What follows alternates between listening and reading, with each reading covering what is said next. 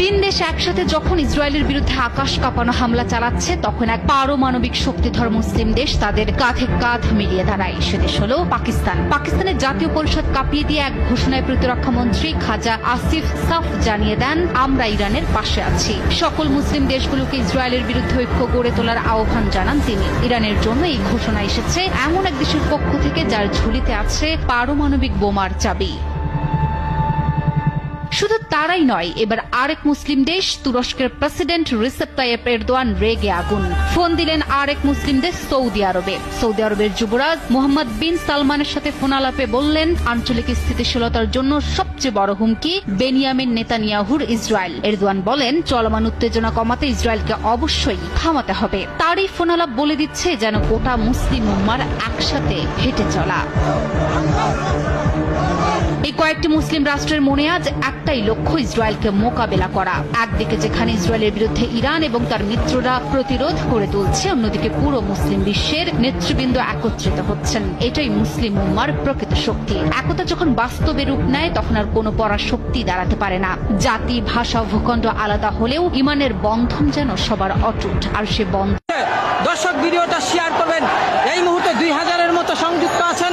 সবাই যদি শেয়ার করেন, 1 ঘন্টাও যুদ্ধের দামামা বাজলে আকাশও যেন তার উত্তাপে ফেটে পড়ে। আর এবার সত্যি বিদ্যুৎ চিরে আকাশ কাঁপিয়ে ছুটে এসেছে ইরানের ক্ষেপণাস্ত্র একটার পর একটা। ইরানের সামরিক ঘাঁটিগুলো যেন আগুনের মুখ খুলেছে।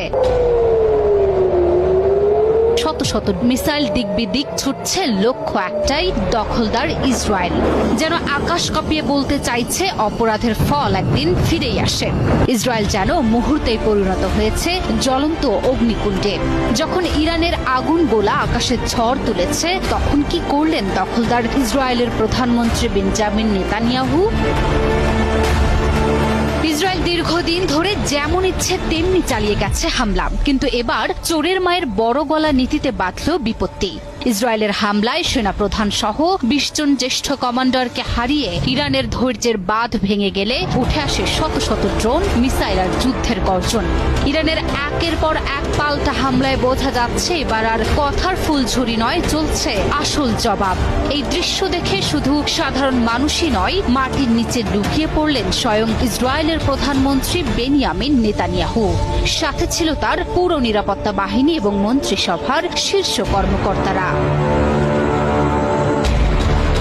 বিপদে পড়লে বাঘও গর্তে ঢোকে, এই প্রবাদের মর্ম যেন নিজের জীবন দিয়ে প্রমাণ করলেন নেতানিয়াহু।